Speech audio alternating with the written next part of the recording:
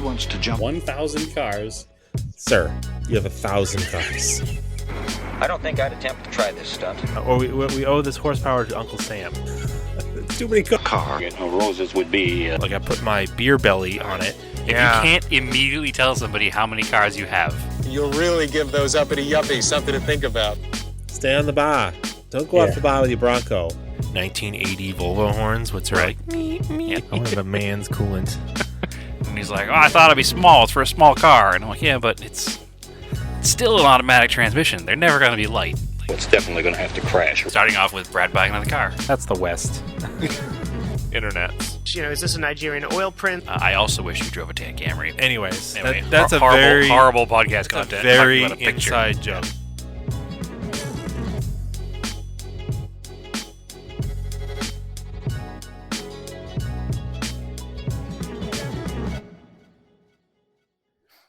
Welcome back to Auto Off Topic. If you're listening to this in order, it's late. But if you're just listening to this because you went back, you're not even going to notice. So, Sometime in the future. yeah, I had COVID, so couldn't really talk. It's like the longest duration head cold. That's really what it was, like a really bad head cold. Yeah. Well, that's what they say. The whatever variant that's happening right now is pretty much seems to be that. So I was actually sick last week as well, and I thought I might have it, but did not, according to testing anyway. Made it 3 years. That was the first time. Well, that was your first time, wasn't it? Yep. Yeah. First time I tested positive, at least. So who knows? Anyway, it was also, let's hit on all the things. It was negative 40 here on Saturday. So I think you're exaggerating a little bit. No, it was. The wind chill was negative 40. Yeah. So therefore it was negative 40. No, it was not negative 40.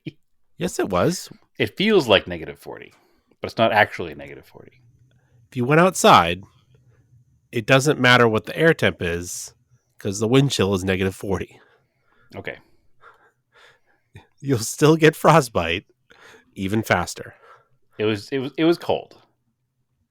It was cold. Cold as I heard it was cold. I mean, I don't know that it was cold because I don't live there anymore. Because intelligence. Yeah. But I heard it was pretty cold. I heard they had record-breaking temperatures on Mount Washington as well. So yeah, negative 108. Yeah, it's crazy. It's really cold.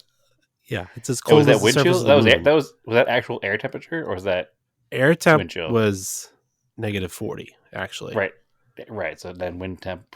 Actually, air temp was negative like 48. Like that broke that record. Insane. The winds were super high, and the lowest wind chill temperature. All I know is that I heard it was cold enough to break Bronco roofs. I only saw that once, so I don't know what that's about. It's made the rounds. I saw it. Maybe the Drive, I think, was talking about it today, and a couple other places. But so whether it's legit or not, maybe something fell on it while it was cold. Yeah, I mean, it was extremely cold. What things can only be rated to a certain amount. Yeah, negative 40 is not it. Yeah. Either way, if I bought a brand new Bronco and the roof just shattered because it was cold out, I'd be pretty ticked. So I guess we'll have to hold off and see what actually happened there. But as of right now, I mean, yeah, this unproven news story. But also, if it's super cold and something hits it, then it's just going to shatter. Like if just like your windshield would, or bumpers. Mm-hmm. You'll have like a seemingly not very hard hit of a bumper if it's really cold here, and your bumper will just shatter. Yep, there's no flex in it because it's too cold. My Montero cover, the plastic buckles, it was so windy, the cold shattered the buckles and the straps. Oh, that's annoying. So that was blowing all over the place. That's annoying. You know what I use for those? Because the plastic buckles around here wind up getting chewed by dogs sometimes. Because they hang down and they flap, and it's hard to keep the dogs away. So what I've used to keep it together is the nylon straps, and then I attach them to the bottom of the cover with like really heavy clamps, like plastic clamps. And that usually keeps it down pretty well. Well, this one still had the eyelets, so I just put the Just tied rubber bungee cords on it. Yep, that works too. Yeah. Excellent. Anyway, so after all that boring conversation, weather and COVID, wintertime sucks in New England. Wintertime's been great here because it's, not New England. So I have been doing project car stuff, so we'll be able to touch on that a little later. In fact, why don't we just jump right into that today? Yeah, go for it, man. All right, so this is the big one. We've been waiting for this for a while. The 1980 Toyota Corolla that I picked up sometime last year. I've talked about my disdain for fender flares on not rusty cars because I hate seeing good sheet metal cut up for nothing. I finally got my fenders replaced on the front of the car. So I think we've covered it before. On the rear of the car, they did not cut the fenders. They merely pulled them and drilled through the body to attach the flares. But at least they didn't actually cut the lips off. But in the front of the car, they took a Sawzall to the fenders and they cut open the fender to put the flares on, which is incredibly frustrating because I couldn't just take the flares off and bodywork the fenders. I needed to find fenders. So fortuitously, I was at one of our weekly car gatherings here, and a young man with another Corolla parked next to me, and he was commenting how he liked my wheels. I intended on replacing the wheels because while they weren't ugly by any means, they're not my style. I'm more of a traditional era of the car kind of a wheel guy. Always have been. And They're kind of ugly. I wouldn't say they're ugly. On the right car, they'd be okay. If they were on a newer Civic or something, they'd be fine. I guess they're like zero offset 2010 wheels, like from the 2010s. Yeah. I don't know. No, they're fairly modern, I think. They on a Miata, maybe, but whatever. So yeah, they were like a dark gunmetal gray 8 or 9 spoke wheel. Like the fronts were 15x8s, the rears are 15x9s, and they're zero offset. Which is why they put flares in the car. Obviously, that's too big for a Corolla. That being said, it was running 195 series tires on those 9-inch wide wheels. So I also don't like that big stretch look. So anyway, I wanted to change them. And he was mentioning how he likes them. And I was like, well, your car has the 1 year only 1980 nose. If you're interested in these wheels, you can't fit them on your car without cutting the front fenders. But I will trade you fenders. So I'll give you my fenders for your fenders. And I'll also give you the wheels because I don't want them. So this kid's 20, 21 years old. So if somebody who had a set of wheels when I was 20, 21 years old wanted to give them to me simply to change fenders that I would have to cut anyway to use them, I probably would have gone for it. And he definitely went for it.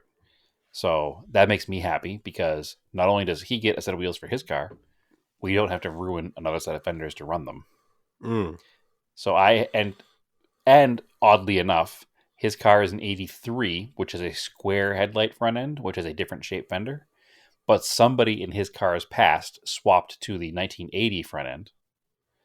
And his car is a kind of a light beigeish yellow color. It's actually the same color code as my 81 Cressida. Except when somebody swapped the nose of his car, they swapped a brown nose onto his car. Weird. So not only did I get fenders, but I have brown fenders. So the color is a little off. It's not quite as heavily metallic as the color of my car. It's probably the color of my car was factory, but when my car was repainted, it was repainted with a little more of a root beer color versus just the brown. But I'm much happier having a mismatched set of brown fenders with no fender flares than I am having the factory color, or the color correct for the rest of the car fenders because the car needs paint anyway. So unfortunately, they do have fender mirrors on them. I was not going to run fender mirrors in the car, and when I do the rest of the car, I'll probably remove them and fill the holes that were created for those. Excuse me. A bit yawn right there. Apologize. It made me yawn. Yeah. It's so weird how that works. Very unprofessional right there of me. It just came out of nowhere. I'm maybe We're not even in the coffee. same room, though. Why does that work that way? With 3,000 miles apart. Life's mysteries. Yeah. I had a busy day today. We'll put it that way. So anyway, it does have fender mirrors, which I don't hate, but I probably don't want to run when the car is done. I'd rather have just the factory stock door mirrors. But they're fine for now. So I haven't put my fenders back on the car yet because, much like anything, we get that, what do we call it, Andrew? Project creep, scope creep, where we get into something and you decide you want to do more before you put it back together. Okay. So my car didn't have fender liners for who Right. knows how long, because when you cut the fender, he also They'll cut. fit. Oh yeah, they cut the outer mounting points for the fender liners, and also I'm sure they would rub the wheels. So these new fenders that I got, I also got the fender liners, so I can put the fender liners in and make the car look more factory. But I want to take the areas where the sheet metal has been blasted by just the rocks while driving it, and it's all bare metal. So I'm going to paint the inner fenders before I put it all back together. So the car fair right enough. now is sitting on 4 jack stands. I need to get in there and get some degreaser and some soap and water and wash up underneath there. And I'm going to put a nice just flat black coat on everything that's exposed, so that when I put the new fender liners on and the fenders on, you won't be able to see any of the old stuff in there. It's not a huge deal right now, but that's one of those things that it's already done now. The car's apart. I might as well do it so I don't have to do it when I paint the car later. Also, it'll just make it more pleasurable working on the car, because the next step for the car, once I put these fenders and the wheels on, is going to be to update the suspension to make it all proper. So it's going to have the Spit Modena by Enki wheels on it that you bought a couple years ago for the G20 that didn't actually fit, unfortunately. No. So, and then later down the road, we traded them for a different set of wheels. Now they're in my possession, and they match the car pretty much perfectly. So they got that gold center and the polished lip, and they're gonna look pretty nice in the car with a set of 195, probably 195 60 14s. That's gonna match pretty much the overall height that I'm looking for, and make the car sit low but sit proper, and just not look quite as ridiculous as with those 15x9 0 offset wheels on it. So, but yeah, that makes 2 people happy. So I'm happy. I have good fenders. He's happy. He has flares and new wheels. Everything's good. He put the wheels on his car. His car is not quite as low as mine, so it doesn't even rub in the rear, and the fronts are clear because of those flares and fenders. So he's stoked. I'm stoked. Everybody's happy, and the Corolla is making that progress down the road. The beauty of it is, other than buying tires, which I was going to have to buy anyway, this whole thing cost me $0. Nice. I just had to do some labor. So I helped him take the fenders off his car, helped him put my fenders on his car. And then the only hiccup there really was, there are entirely too many bolts holding the fenders on the front. There's, in a span of like 4 inches, there's 5 10-millimeter bolts on each side that are just impossible to get to, because it's an increasingly small area as you go up towards the bumper. And it was a nightmare getting the top bolts off, which means that the top bolts aren't going back in, and there's so many other bolts around them, it doesn't matter. It's totally fine. It doesn't actually affect anything. So that's gonna be as is. But also, the only big hiccup was somebody at some point glued the front fenders on my car, and I don't know why. Yeah. They used some kind of either 2-part epoxy or super sticky tape along the top of the fender apron. So I had all the bolts off and the fenders wouldn't budge. I had to take a chisel and hammer and peel back the lip on the top of the fender to break the seal to get them off. They were glued on with so much material, there was no getting them off without absolutely destroying the lip of them. So we had to re-bodywork that on his car once he put it back together too, because there was no way to mount them. Just a disaster. That took almost as long as getting all the bolts off, if not longer. Weird. So the whole swap took like 3 hours. It wasn't a big deal, except for that one part. So yeah, pretty stoked on that. I also drove the car down to, I don't know if you remember the guy who painted my Cressida a couple years ago. Oh, yes. His name is Danny. He runs a shop called Prism Auto Design. so I trust him pretty exclusively for bodywork out here. I brought the car down to him because it does have that bend in the frame rail. That's, I don't know, probably a foot from the front of the frame rail back. So it's right near where the suspension mounting points are, because I want to have that straightened out before I do all the new suspension in the car as well. So once I get that straightened out, it's going to have the frame rail be even on both sides, because right now the bumper is kicked up a little bit on the passenger side. So I'll have the frame rail taken care of. I'm not going to have him body work it, other than just making it pretty straight and getting it looking half decent, and then I'll finish body working that here. Then I'll put the new suspension on, and I have sourced a set of JDM chrome thin line bumpers to put the JDM style bumpers in the front, and really start transforming this car for not a lot of money. It's Cool. Yeah, it's making me pretty happy. It's been a pretty good car, so I think it's fun to treat to this kind of stuff. So those are the project updates. I'm waiting for his quote now to get that taken care of, and I'll bring that down to him and get that straightened out so I can move on to the next step. So that's the only real project update I've had here. I unfortunately have had a pretty busy week or 2 weeks since we last recorded, and I haven't had a chance to figure out the rest of the Merc core. I have the parts here, just I got to shuffle things around and get to working on it. And I have a small down date.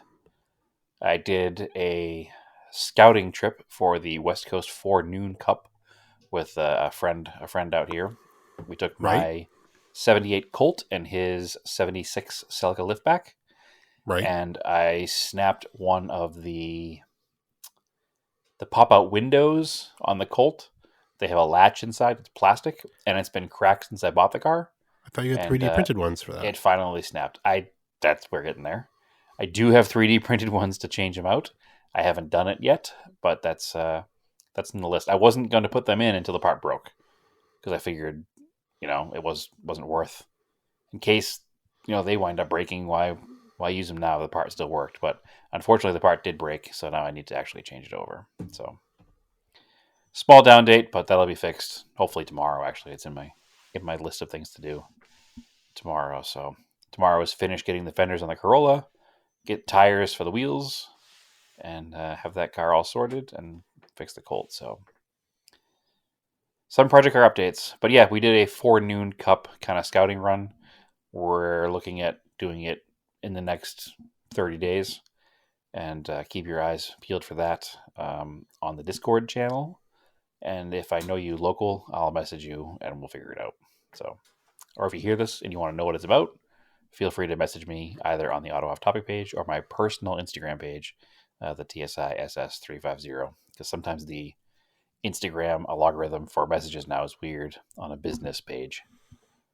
So the message might get lost if you message the Auto Off Topic page. So yeah, those are my project car updates out here, Andrew. So I don't think I did anything else. I think it's basically all right. it. Well, speaking of Discord, I last week set up a new dirt rally championship for us. Excellent. I made a channel for it in Discord, so you can come hang out. Or you might be from before, you might already be in our dirt rally club. So that's active. I made it active for 2 weeks. There's a week left on it. Probably 5 days left on it by the time this podcast goes up. Plenty of time. I was trying to give people enough time to get their sim rigs set back up or whatever. It's all H2, so front wheel drive. Basically, your only choice is the Golf or the Pug. Yeah, the 205 or the GTI. Yep. And the first one is Monte Carlo. Oh, good. Right into the hardest one you can do. Well, it was the first of the season, so yeah, it makes sense. I was trying to coincide with that, and then it's wintertime, so that's a winterish one, and then the next one will be Sweden.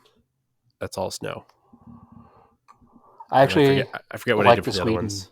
I like the Sweden track a lot. The Sweden stage a lot, because it's not as unpredictable as Monte Carlo, or Monte Carlo is sometimes grip, sometimes none.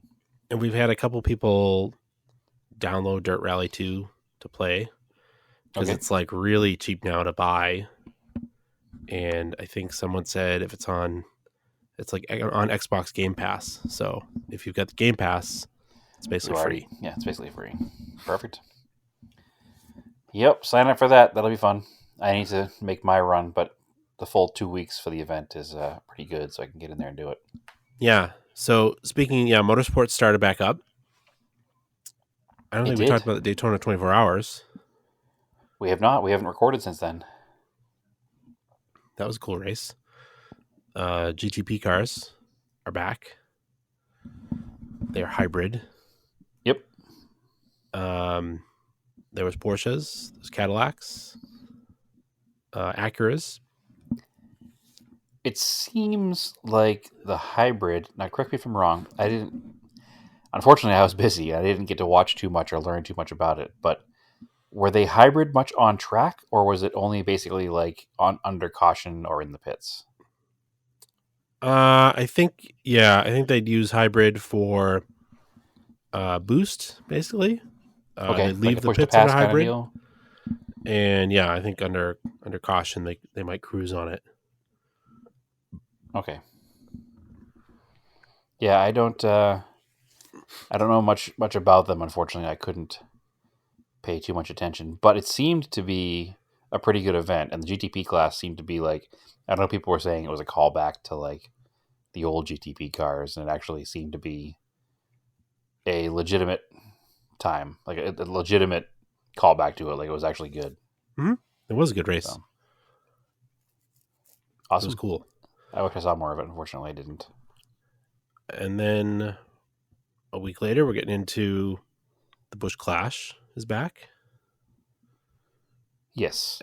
And also, actually, before that, because it's the time difference, was the Bathurst 12-hour. Yep. Which is cool that they just live stream it on YouTube. There's no like blackouts or anything, so it's super easy to watch now. Yeah, I think it's also on the Motor Trend app if you have that, but it's probably the same coverage on YouTube, so it's fine. It's even easier on YouTube. Yep. Which that's is cool. nice. I saw some highlights and clips of that.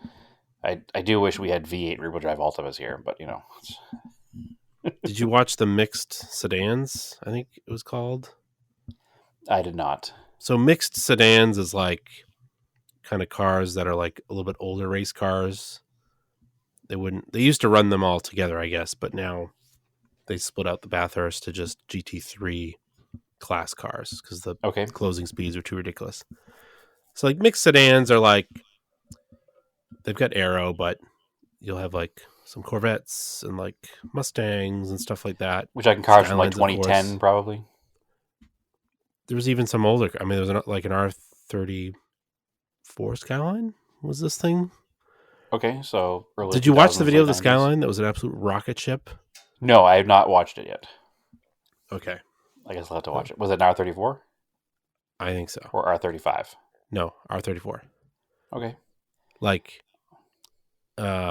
he like basically the guy like tuned it for the straights. It's like so his in Gran Turismo or doing Forza GTR things. Yeah. When you've got the fully built car and you enter it in one of the lower races, you just blast by everybody on the straight. Yep. And you like maybe barely make the corner and then just keep blasting away from everybody on the straights. Right. Yeah, it was ridiculous. Halfway through the race, you need brakes. Yeah. So that was pretty crazy. The endurance part, the normal part of the 12-hour, that was pretty cool too. Some good racing. That's definitely a bucket list race to go see. Yeah, that'd be a fun one. I'd love to go to see anything at that track. I think my favorite thing, I don't know if they still run it there or not, but they used to do the improved touring there, which was like cars from the 60s through the 90s that were just, full grip cars to run there. There's a couple videos. I think one of my favorite videos is like a 73 Toyota Celica racing a 94 Civic hatchback. And it's just impressively close racing. So, cool stuff. Yeah, I'd love to go see some of that stuff out there. There's also some videos from in period of Starions racing at Bathurst that are just some of my favorite go-to videos on YouTube. So, definitely a cool track. And then it was Clash weekend, which was very fun. Yeah, I mean, everybody kind of didn't know what to expect last year. And now this year, yeah, it was like all bets are off. Like, Yep. it was pretty darn good. Well, there were a couple of things that were improved this year. So they weren't coming into the event as the first event with a new car. Right. So they'd already made improvements, like they weren't breaking gearboxes or axles like they were last year. And the toe link debacle of last year had been straightened out. So Right. it wasn't like minor contact bent a toe link every time like last year. It took a much heavier hit.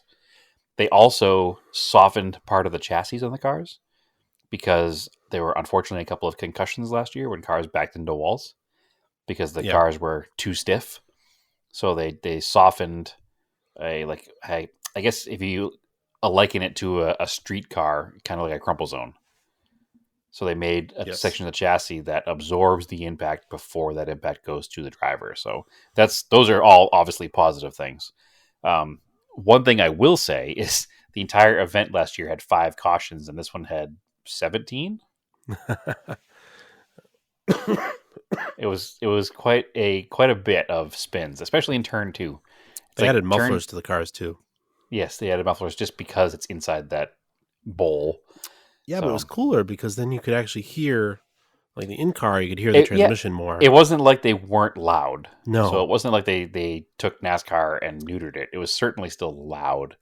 But yeah, like you said, you could hear the transmission from the in-car and you could hear tires squealing on the track.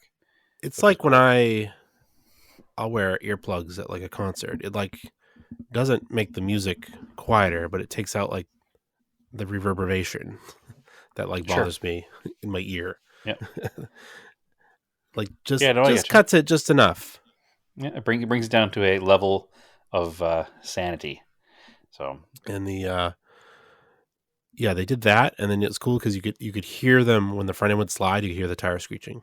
Yep, or when they spun around.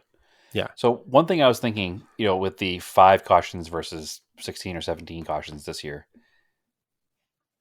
every track they run on is the same surface year after year after year after year. This track is ridiculous because they build the track, pour the asphalt, and then after the race is over, tear it all up. They don't leave it for next year. So the racing surface is different. And I wonder if that kind of factored into there being so many spins this year because they all expected the grip level of last year, went in with the cars set up like last year, went in with last year's tire choices, and then, had a much less grippy surface for some reason. And the cars just were spinning. I mean, most of the spins were caused by contact in the I thought driver's they side also quarter gave panel. it a wider tire in the back too. Did they? Yeah. I don't know. It just seemed weird. There were so many spins this year compared to last year when it's the same drivers and the same track and the same cars. Yeah, people are racing harder though. You think they're racing harder? Yeah. Maybe. I don't know. There were a lot of, like I said, most spins were caused by a car in the back on the inside, usually in turn 2, contacting the left side quarter panel behind the tire and dumping the car basically around. So the other thing some were is, more egregious than others, but it's all racing at that point. I mean, the other thing is too, they realized that with how tough the bodies are, they could beat off each other, Mhm. and it wouldn't wreck the cars too much. And you're not going fast enough that the aero matters. No, I think the qualifying speed was 68 miles an hour? Yeah. They And hit honestly, 80, 82, 83 miles an hour on the stretch. yeah, you're right. There was only like a couple of clean crossovers, and the rest was just bump and dumps. Yep. And Which is short track stuff. I mean, that's what you're going to see if you go to a quarter mile I dirt know. track in Pennsylvania. There's people that are like, oh, it's like it was too rough. Like okay, that's what do you expect? sure. It's better than Big I don't whatever know. to that. It's better than Formula One, where if they touch, the cars just explode.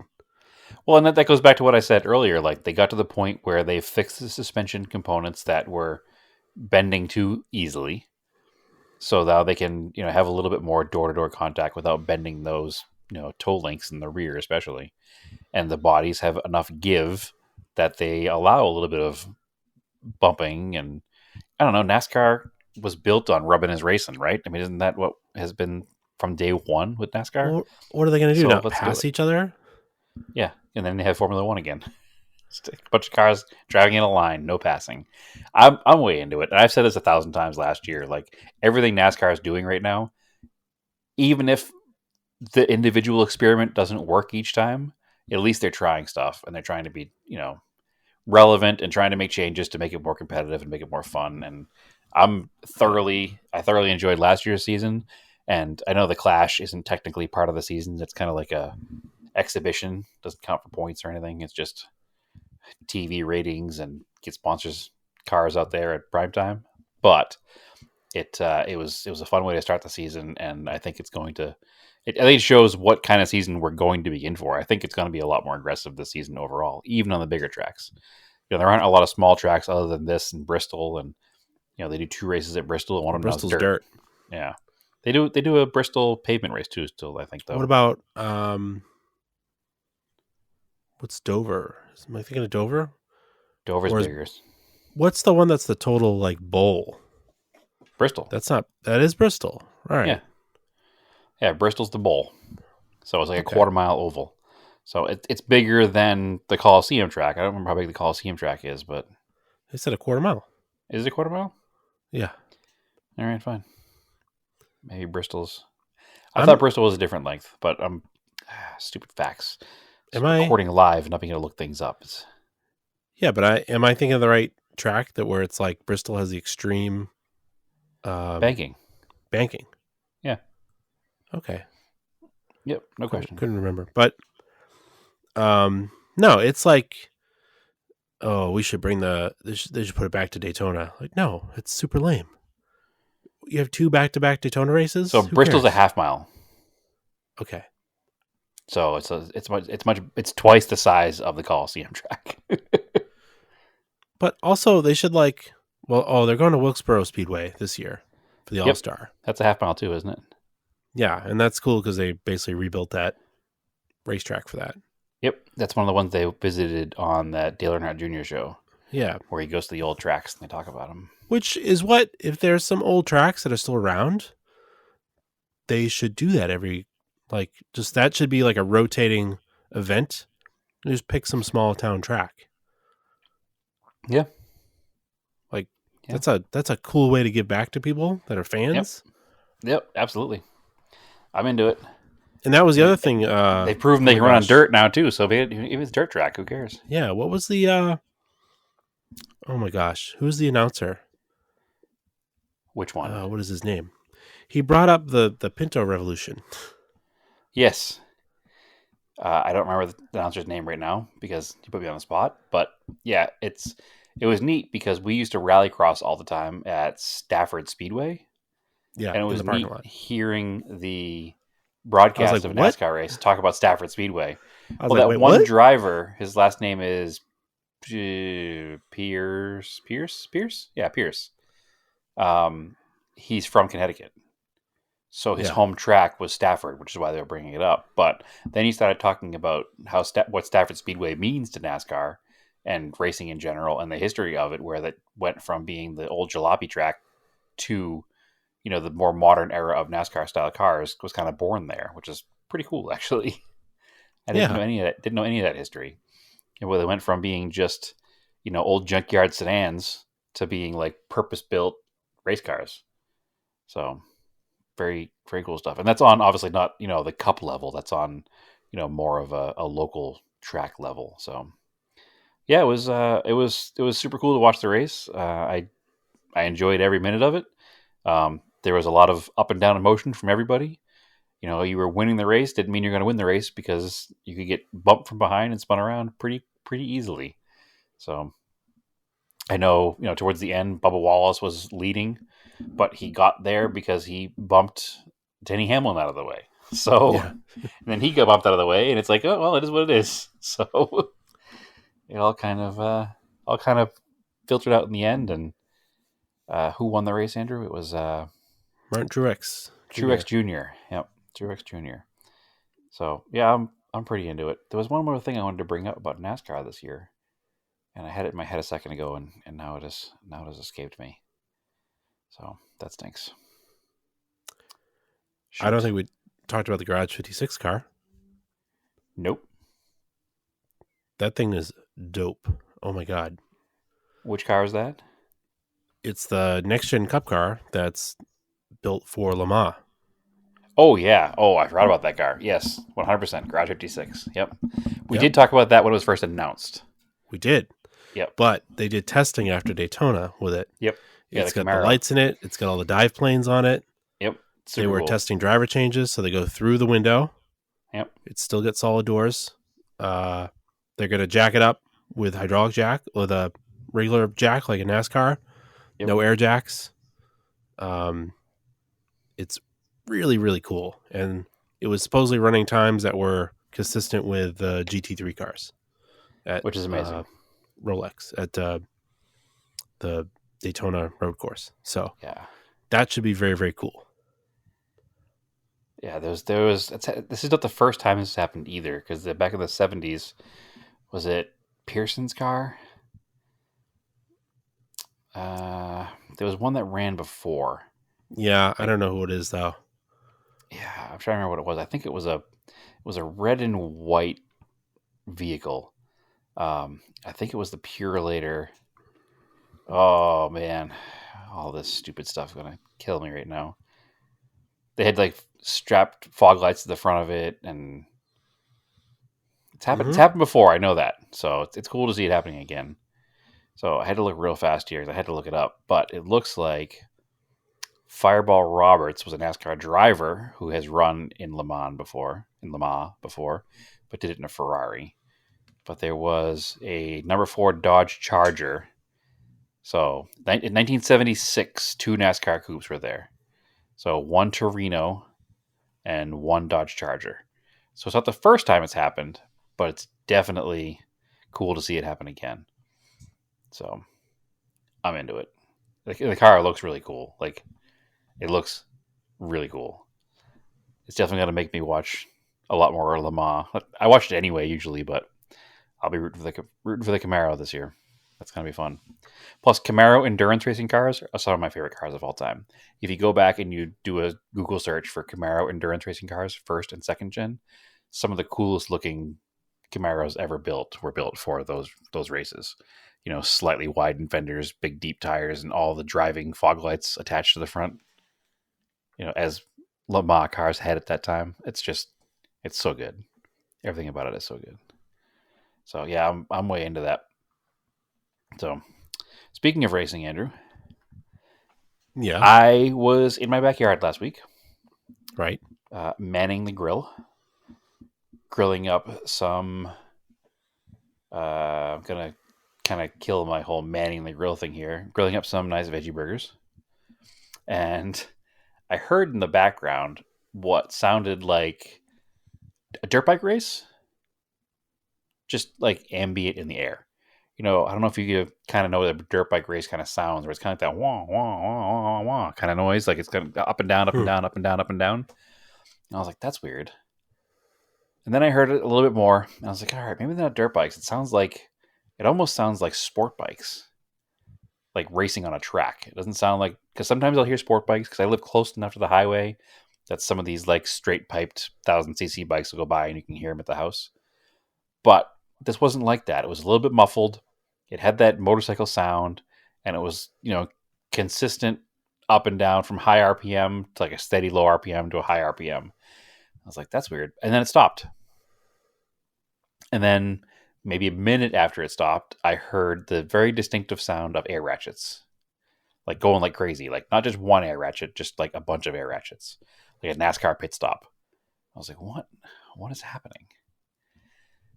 So I had to do a little Googling and figure out what's going on. Because I was like, there's definitely some kind of racing happening in my neighborhood right now. And I don't know how that's possible because there's no racetracks in my neighborhood. It turns out I was wrong. There is a racetrack 10 minutes from my house. I've lived here for 3 years. It'll be 3 years in May. So almost 3 years. I spent a month there and I wouldn't have guessed this. Well, when you were here, there was no racing going on. So you wouldn't have heard it. Yeah, but it's like a grid pattern neighborhood. Yeah, well, on the outskirts of this grid pattern neighborhood is the Adobe Mountain Speedway. Mm. It is a 5th mile dirt track. So not quite a quarter mile, it's a little less than a quarter mile. And what I heard was 600cc, so motorcycle engine, midget cars, full winged midget cars running around the track. And then when they stop, obviously the air ratchets that I heard were air ratchets pulling off wheels and tires. So I did a little more Googling and a little more research to figure out what the schedule is up there. I know you're actually coming out to visit again in a few weeks. And I when know you're I'm going to here, miss the NASCAR race there. you're going to miss the NASCAR race, Just but miss you're it. here for an event there, and you're here for Yeah. the NHRA Nationals. So that'll be kind of cool if we get to those. But we're definitely going to go to Adobe Speedway because we might as well. It's right around the corner. It's probably not so loud that we can't take Marco as well, and Marco will love it. I forget what event is happening that day, but not only do they run 600 seats, so there's two oval tracks built into one there.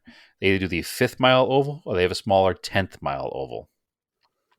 They use the 10th mile oval for go-karts, and they use the 5th mile oval for these 600cc midget cars, and they also do flat track motorcycle racing, which I don't know how familiar you are with flat track, but those are the motorcycles that don't have front brakes and they just go sideways around the track the whole time. Yeah. So super rad to watch, and I'm super excited. And they're doing a flat track race this Saturday night, and I will be there for sure. So expect plenty of pictures. Nice. It's literally like the Friday night races or maybe Thursday, Friday, Saturday races they do. If you go on a Thursday night, it's literally free to spectate according to the website.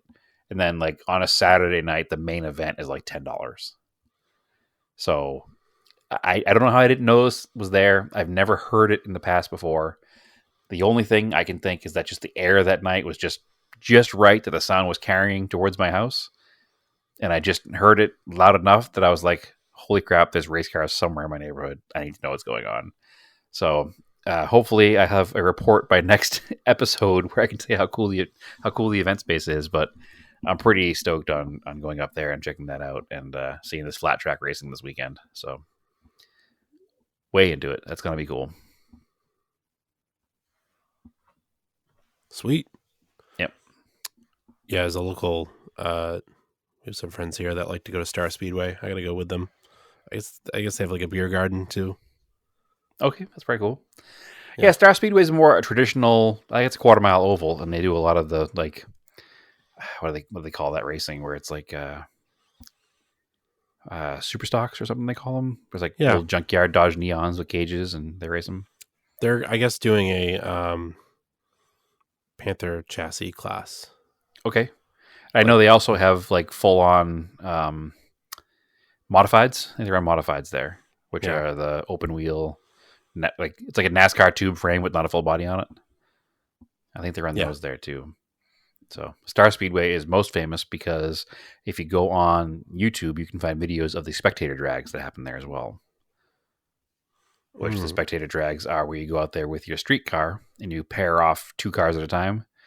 And it's standing start, one lap.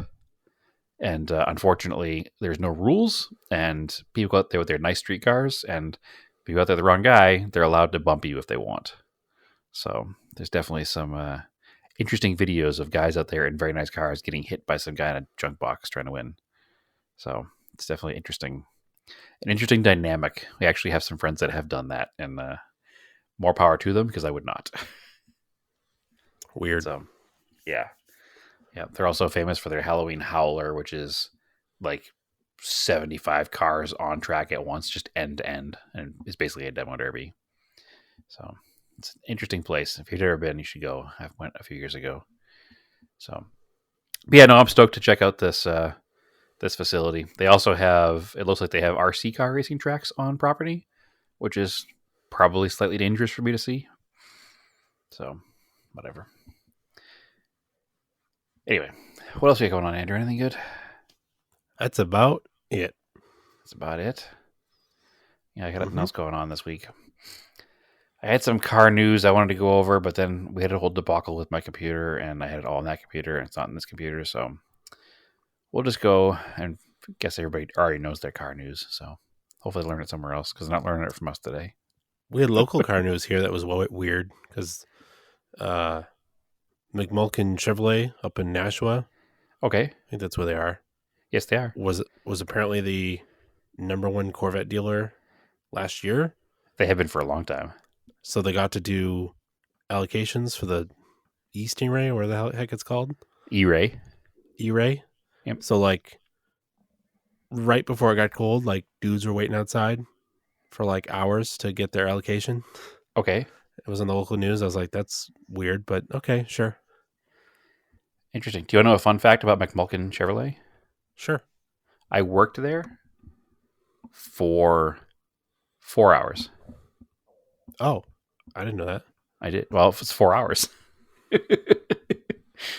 So if nope, this is pre-podcast days. I moved to actually Nashua, New Hampshire. Wait, this is like 10 years before the podcast. Yep, I moved to Nashua, New Hampshire for a short period of time, and I took a job up there because at the time I was working at a dealership in Danvers, Massachusetts, and the commute from Danvers, Massachusetts to Nashua was not worth the pay I was making at the dealership. So I got a job at a dealership in Nashua, which was McMulkin Chevrolet. And I was a parts counterman, and I had been a parts counterman in Massachusetts for a while, so I knew how to be a counterman. I worked at the Chevrolet dealer in Danvers. So I went up there, and they hired me as a parts counter guy at an hourly rate plus a sales commission, Mm-hmm. which made sense to me at the time because the pay structure worked out to be about maybe what I'd been making before, maybe even a little bit more. So I took the job. I went in there, and my first day, I go in, and I walked up to the parts counter, and I introduced myself to all the parts guys because I hadn't met them yet. I only met the manager. And they were like, "Oh, so what are you here for?" I was like, "He hired me as a parts counter guy." And they were like, "Oh, we don't need one." And I was like, "Well, that's weird because I just quit my job and came up here to work here." And the manager came out, and he's like, "Oh, yeah, hey, welcome here. We'll start doing this." And I was like, "Okay." So he goes, "We need you out back." I was like, "All right." He's like, "Well, we need you out back doing stocking shelves and stuff." I was like, "Okay. What about working the front counter?" He's like, "Oh, we don't really need a front counterman right now." I was like, "Well, my pay is based on my hourly plus a commission on parts sales." He's like, "Yeah, you can fill when they go to lunch and stuff." And I was like, "Huh." So it was an order day. I put all the parts away that morning, and I was done by lunchtime. And I went out to the guy. I was like, "All right, I'm done putting all the parts away. What should I do? Can I work the front counter now?" And he's like, "Well, maybe you can sweep." I was like, "Excuse me?" He's like, "Maybe you can sweep the floors." And I was like, "Okay." So I went out back and swept the floors. And then I came back, and I was like, "Well, I'm going to lunch." And he goes, "All right, excellent." And I went to lunch, and I never went back. So that was my 4 hours of employment at the Corvette selling capital of the United States, because they totally bait and switched me. And I was like, "Nope, that's not going to happen. I'll find another job at a dealership somewhere else." And that's when I went. I'm sure you do remember that I worked at the BMW dealer in Stratton, New Hampshire for a while. So I don't, but sure. yeah, it was 20 years ago plus now. So it is what it is. 20 years ago? No, probably close to it. 15 years ago? I don't know. It was a long time ago. So I didn't live in Nashua very long, so I wound up working back down in Massachusetts again. But yeah, no, it was 4 hours that I'll never forget, because I've never walked out on a job before or since, and I definitely had never done it in such a quick span of time. So, oops. Yeah, the whole bait and switch didn't work well for me there.